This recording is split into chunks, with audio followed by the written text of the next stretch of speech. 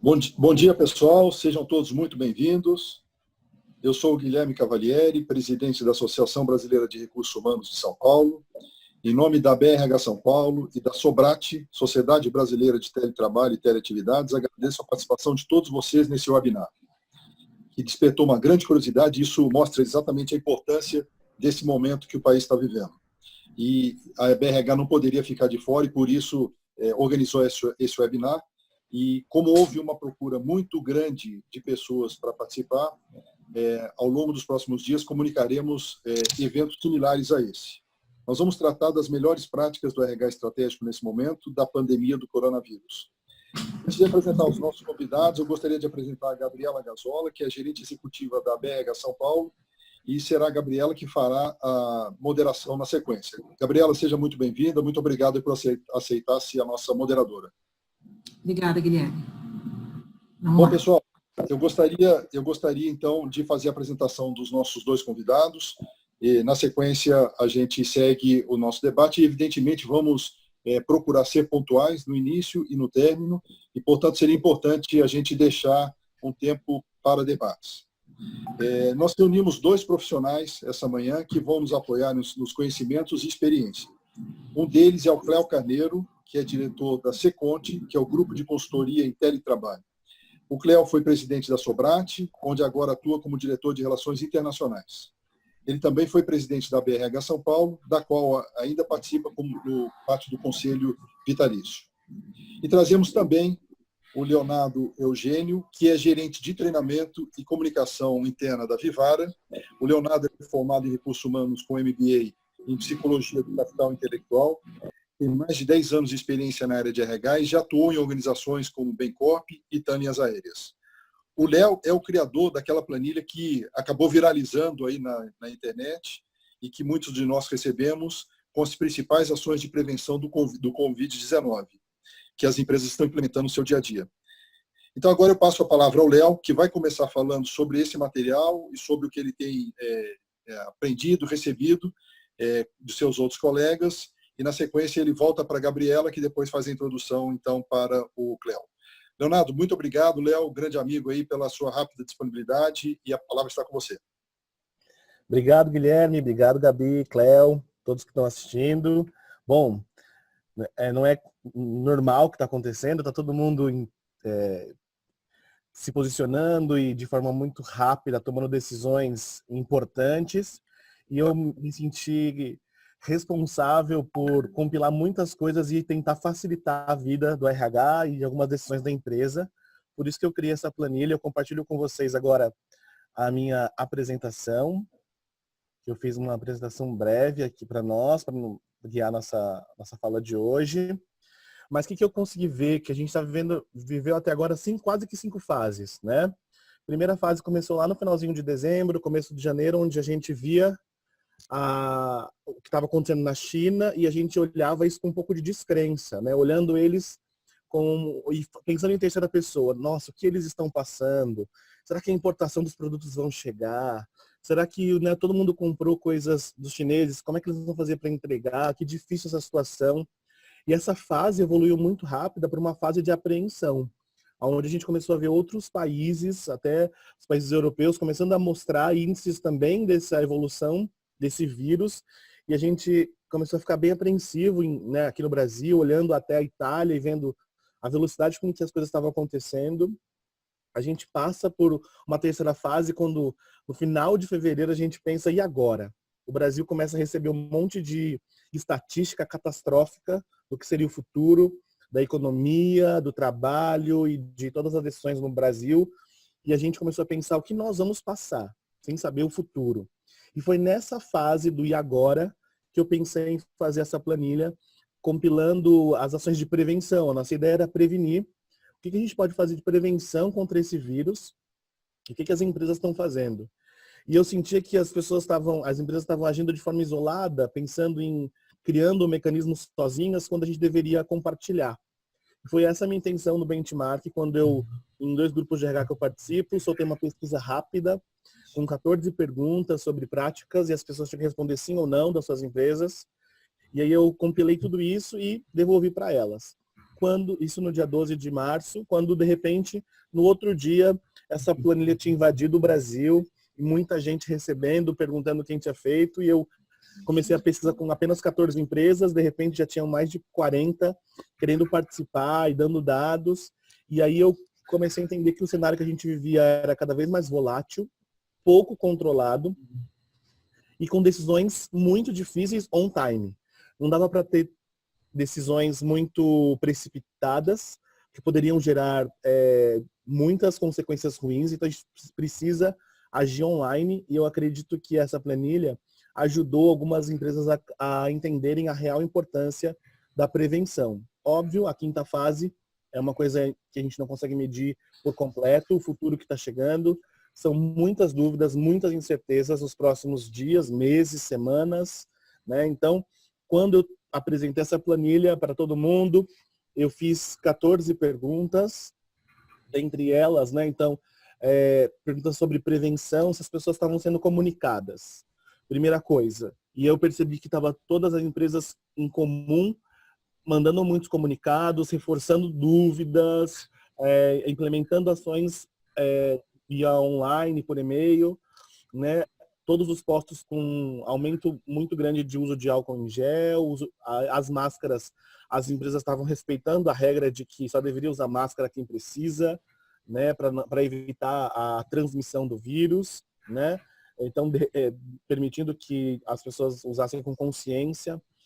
Óbvio, muita gente reforçando as áreas comuns, e aí a planilha começou a apontar alguns indícios corporativos, que era o cancelamento de todas as viagens internacionais. Então, quando a gente no Brasil decidiu que ninguém mais viajaria, no começo da pesquisa, lá no começo do mês, ainda tinha dúvidas, então algumas empresas continuaram com viagens, porém de forma mais específica, somente em casos pontuais.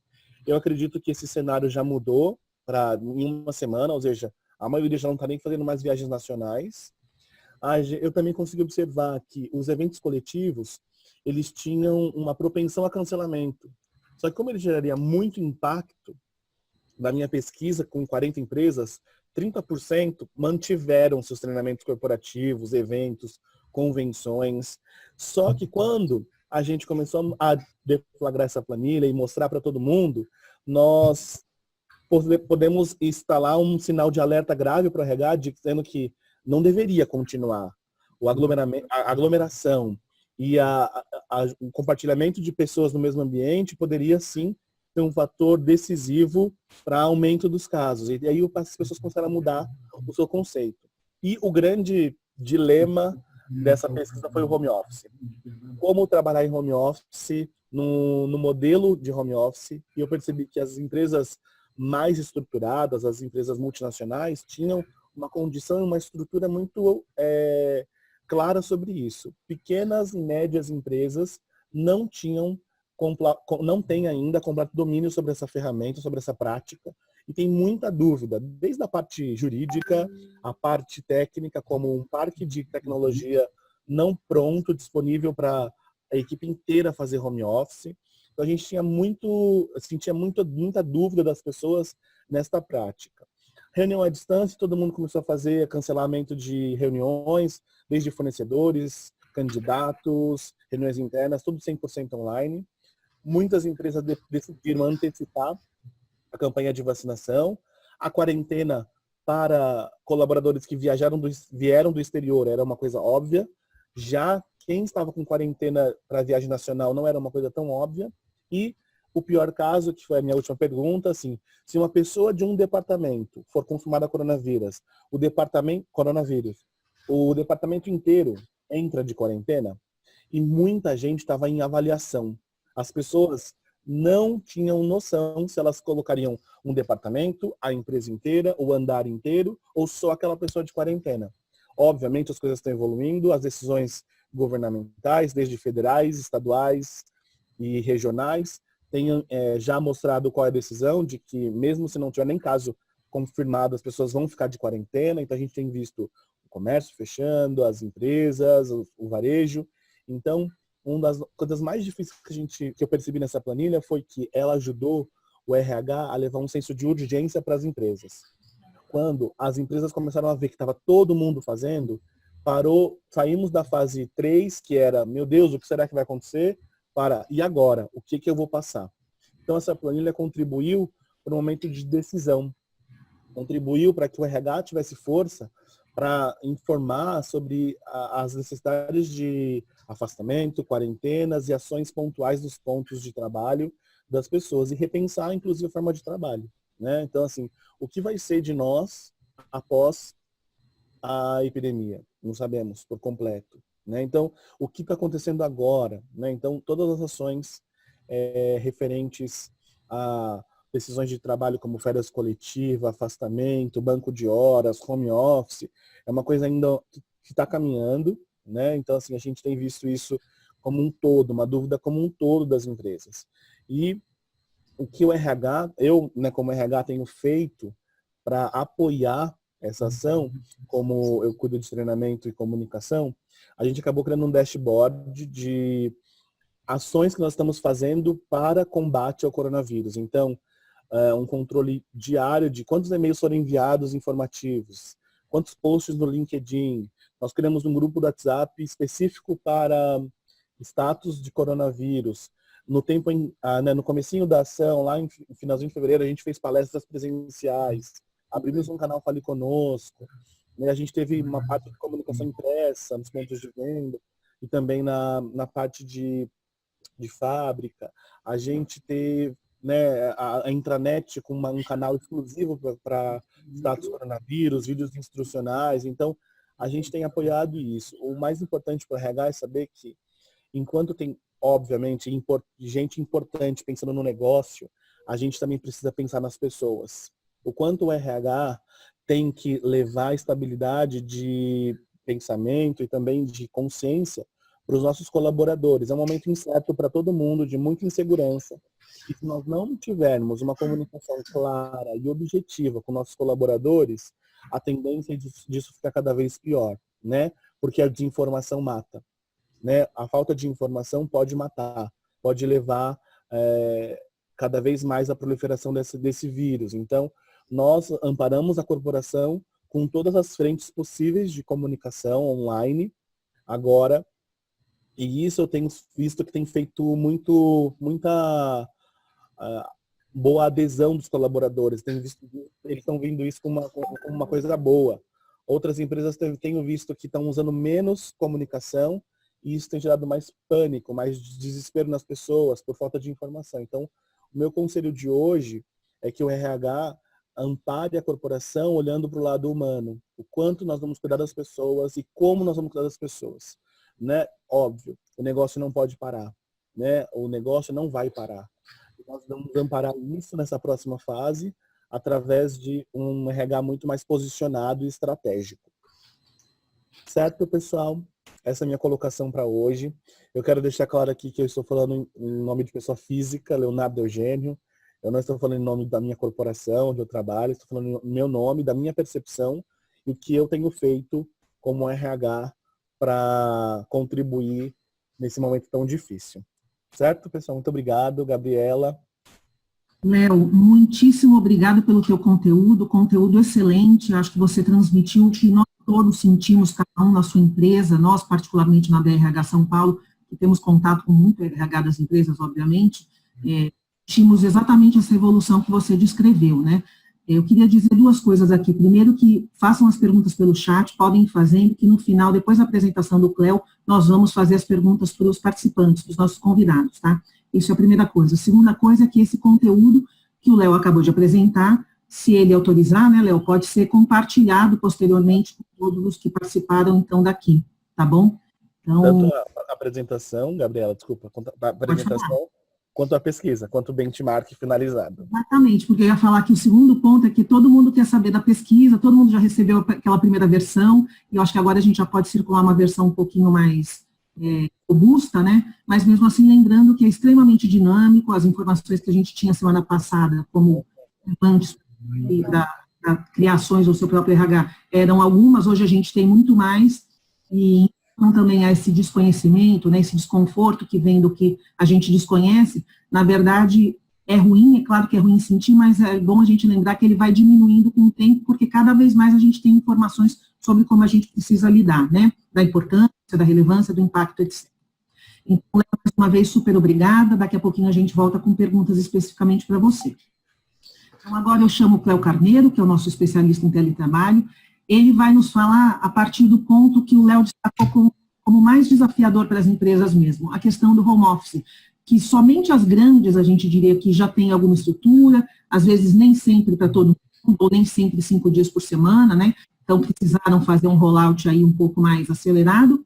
E a grande das empresas, mesmo ainda empresas grandes, mas a maioria das pequenas e médias, implementar esse home office de maneira imediata, né? Aí a gente faz como a gente acha possível, mas o Cléo, que é especialista nisso, vai nos dar dicas de como a gente pode fazer essa adaptação repentina de uma maneira muito suave. Por favor, Cléo.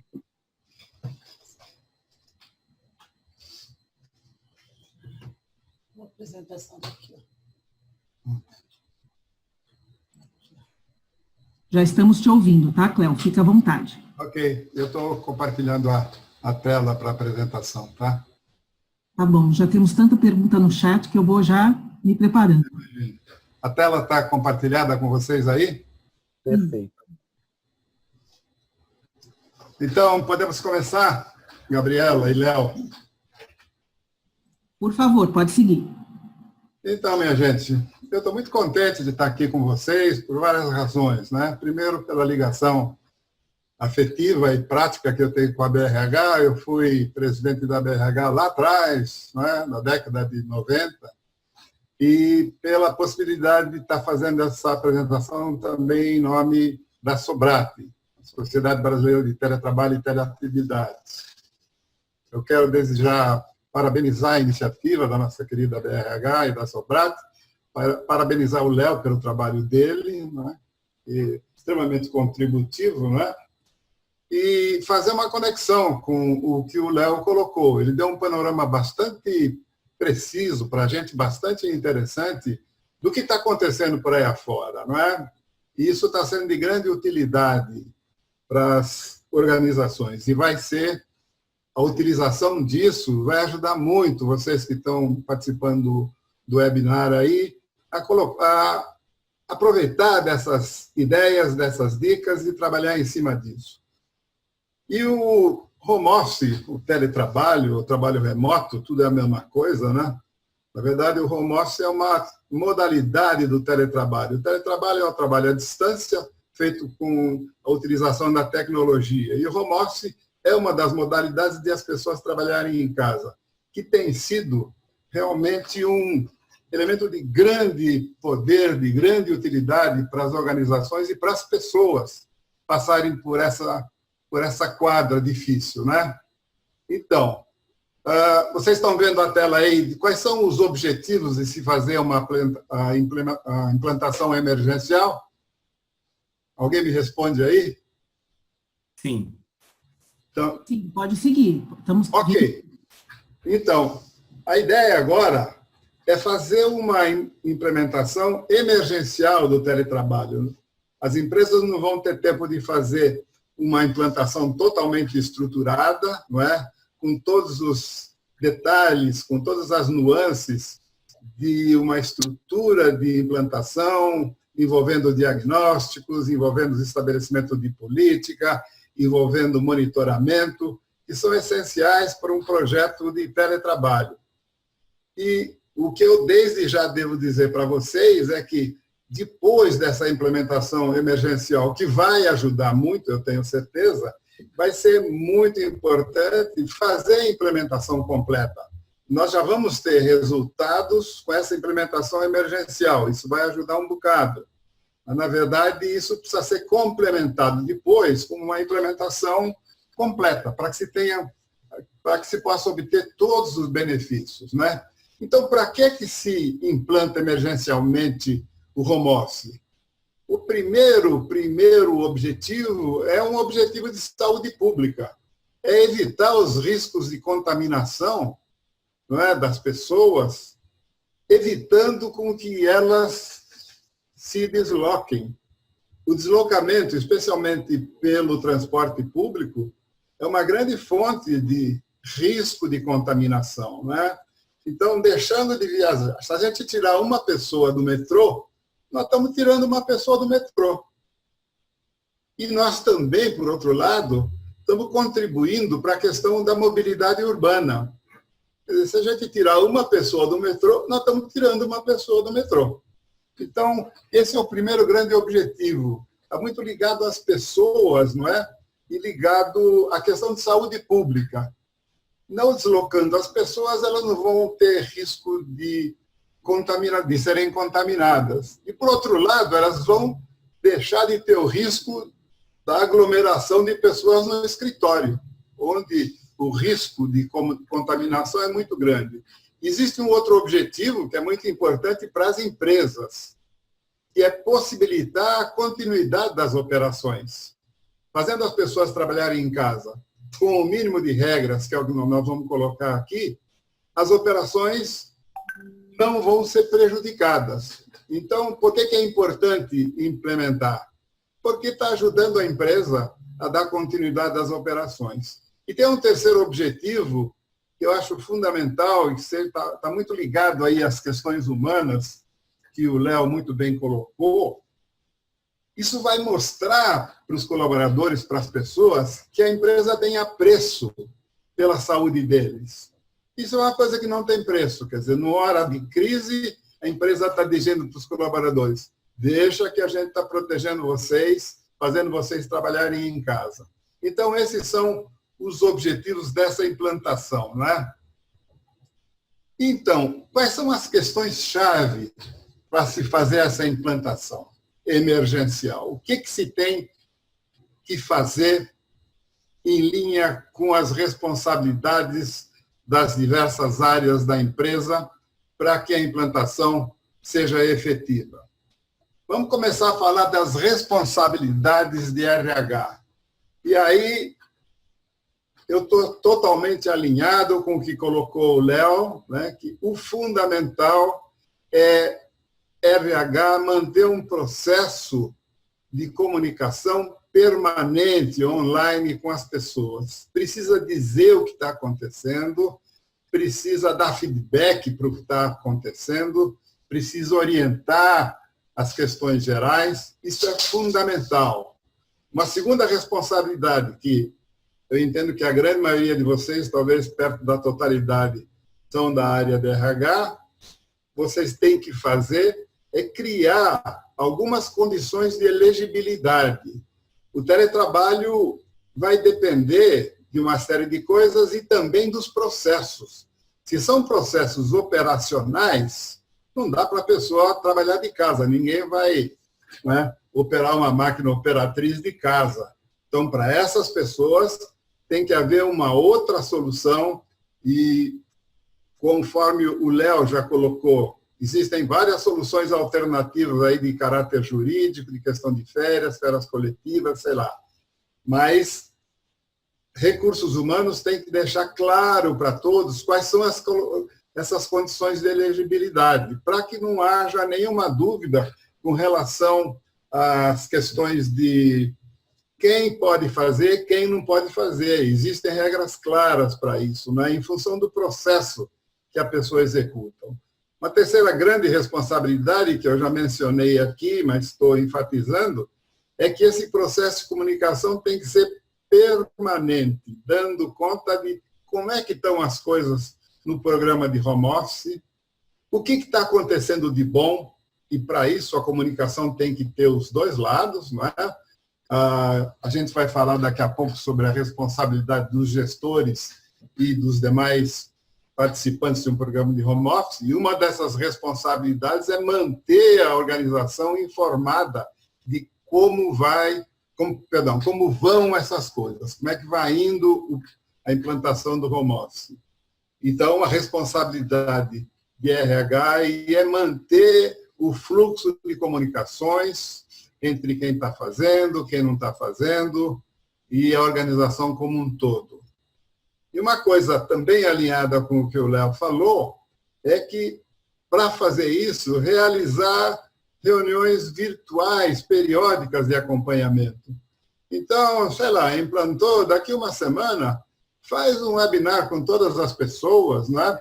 Obviamente, existem comunicações que precisam ser feitas mais a miúde, é claro, mas criar um sistema para que as pessoas todas sejam informadas, né? Fazer um trabalho feito esse que estamos fazendo no webinar aqui, porque, entre outras coisas, isso une as pessoas. E o que é importante num momento desses, que está no contexto todo da questão, que são as preocupações das pessoas, preocupação com não ser contaminada, preocupação com parentes, com amigos, a gente tem que, em recursos humanos, prover um certo conforto para as pessoas, tá?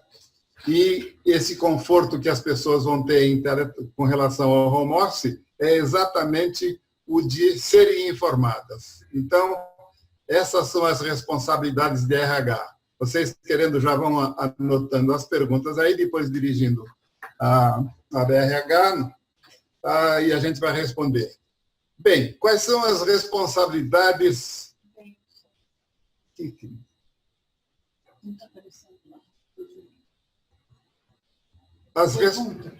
Vocês estão acessando a tela? Sim, Cléo, o tempo todo, pode seguir. Então, tá bom.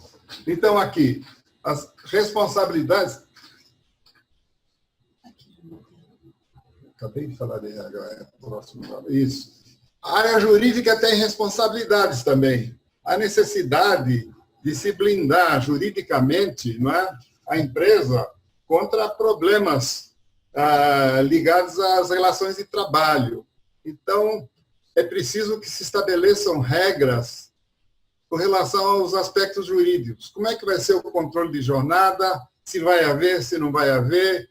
Como é que é a questão das horas extras? Como é que é a questão da observância das horas de trabalho? Como é que vai ser a questão da prevenção e comunicação de acidentes? E assim por diante. Então, o jurídico tem um papel na implantação, que é um papel muito importante. Quais são as responsabilidades de tecnologia de informação? É fundamental que a área de tecnologia de informação entre nessa parada toda aí para poder ajudar a empresa a implementar, ainda que emergencialmente. Então, a primeira coisa que TI tem que fazer é definir a infraestrutura necessária. Quais são os equipamentos, quais são os programas necessários para acessar os dados para que a pessoa possa trabalhar de casa, como é que são as ferramentas colaborativas aí de comunicação, para quem está em casa se comunicar com o gestor, se comunicar com os seus clientes internos, para se comunicar com os clientes externos. E uma outra questão que está dentro da infraestrutura necessária é a observância de questões de segurança da informação. Então, os programas têm que prever a questão da segurança da informação, lembrando sempre que no teletrabalho, no home office, a prevalência tem que ser da confiança. Precisa haver, nós vamos falar isso quando falamos dos gestores, estabelecer um clima de confiança entre o gestor e quem está trabalhando. E esse clima de confiança é reforçado quando existem regras que dão segurança para quem está em casa com relação à chamada segurança de informação. Segundo aspecto de TI é estabelecer as chamadas soluções de contorno para situações onde não é possível atender todos os requisitos da infraestrutura. É muito possível que a empresa não tenha todas as condições para estar implantando com todos os requisitos. Então, TI tem que pensar também emergencialmente em soluções que consigam fazer a pessoa trabalhar de casa, mesmo que não se tenham todas as condições necessárias, chamadas soluções de contorno. E uma coisa que é fundamental aí é que TI proveja, planeje e depois proveja condições de prover o help desk para atender todas as intercorrências. Tudo isso tem que ser planejado, tudo isso tem que ser executado rapidamente, não é? Para que as pessoas tenham a possibilidade do acesso, tenho segurança no sentido de saber que tem comunicação para isso, enfim, não é? Então, essas são as questões ligadas à TI.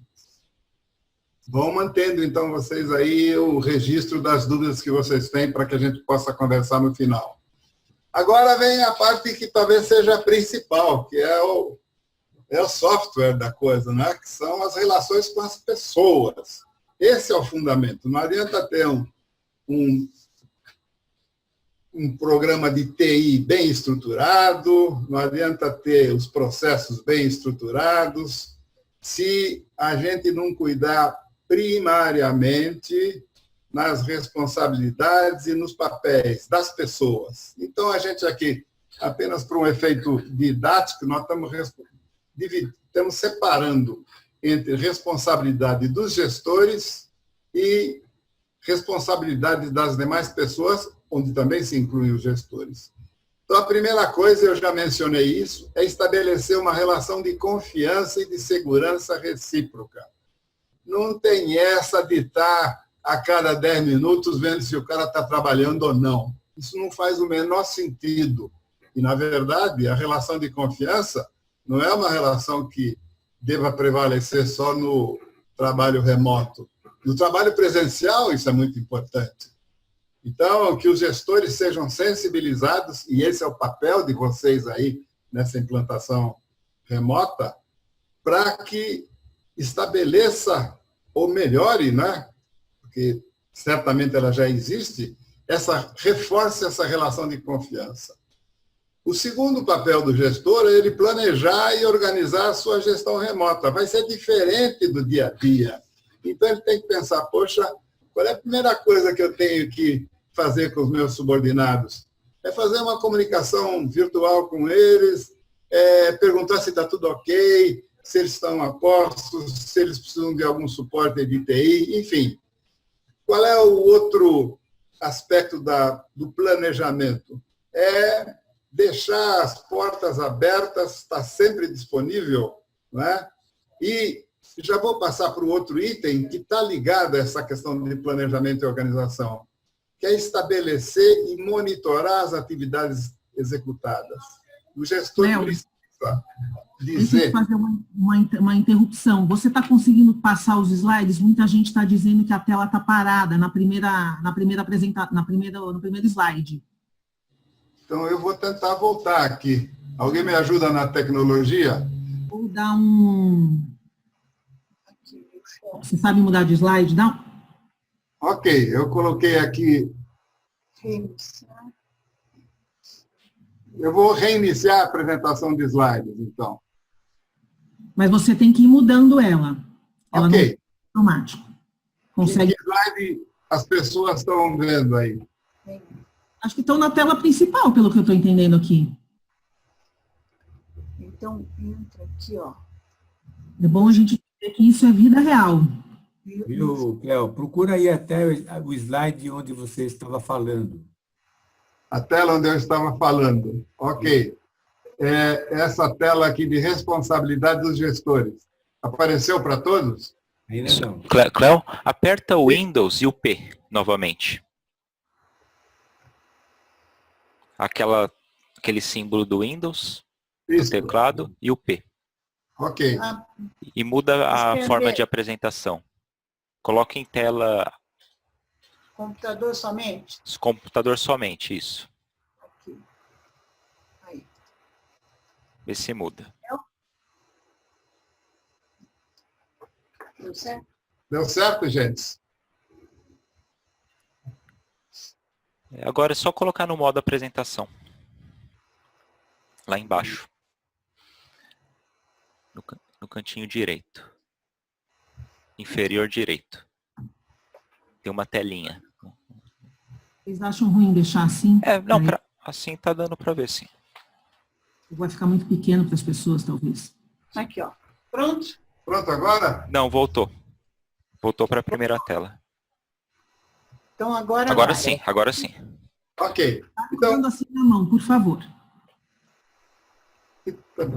Então, gente, Eu só vou dar uma repassada rapidinha nos slides que eu coloquei, agora que vocês estão vendo, né? A gente falou dos objetivos, estamos falando das questões-chave, as questões de RH, que são as questões que eu mencionei de comunicação, de condições de elegibilidade e da realização, ainda dentro do plano de comunicação, de reuniões virtuais de acompanhamento. Estão todos acompanhando agora, tá ok? Sim. Mesmo os demais participantes, está ok com eles? Aparentemente sim. Podemos ir em frente? Aí, Gabriela? Pode seguir. Ok. Depois nós falamos das responsabilidades do jurídico, que é ver as questões, as regras que devem ser observadas. Depois falamos das responsabilidades de TI, que é definir a infraestrutura necessária para poder acessar os dados, comunicação com os gestores, estabelecer soluções de contorno, fazer as chamadas gambiarras quando elas forem necessárias, né? Orientar a configuração dos equipamentos e a instalação dos programas necessários nos computadores, notebooks, etc., das pessoas. E o que é muito importante é prover o helpdesk de suporte para atender as intercorrências. E estávamos falando, então, das responsabilidades dos gestores. Então, a primeira delas, enfatizando o que eu falei, é estabelecer uma relação de confiança e segurança recíproca. Essa questão é fundamento, aliás, não só no trabalho remoto, mas também no presencial. Então, o que significa isso na prática? É saber que as pessoas estão trabalhando, não precisar ficar, não é? Vendo, ligando, coisa que valha, né? Planejar e organizar a sua gestão remota. Como é que vai ser o meu dia a dia? Como é que eu vou estabelecer as comunicações? Como é que eu vou passar essas minhas regras aí para as pessoas? Enfim, precisa planejar, não pode ser pego de surpresa e, de repente, bom, como é que nós vamos fazer agora, né? A terceira questão é muito importante, e essa eu não tinha ainda chegado, que é estar sempre disponível.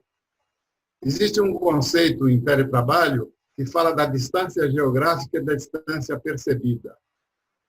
No trabalho presencial, a distância geográfica é pequena. No trabalho remoto, ela tem que ser percebida. Eu não estou perto do meu colaborador, mas ele tem que saber que eu estou perto. Então, eu tomo a liberdade de lembrar um bolero antigo do meu tempo, que não seja, certamente não é do tempo de todos, não é? Mas esse bolero era muito bonito e falava das questões do amor, mas que tem a ver tudo com o trabalho. Então, ele dizia numa frase, contigo en la distancia, amada mía, estoy. Em outras palavras, apesar de você não estar perto de mim, eu estou com você.